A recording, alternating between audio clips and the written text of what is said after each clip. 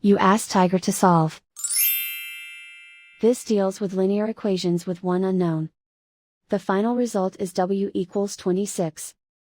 Let's solve it step by step. Simplify the expression. Simplify the arithmetic. Group all constants on the right side of the equation. Subtract 50 from both sides. Simplify the arithmetic.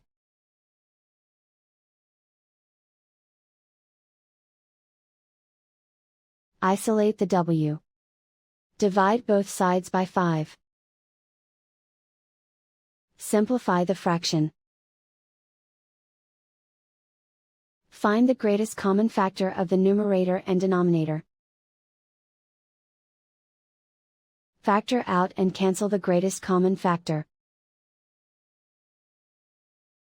And so the final result is w equals 26.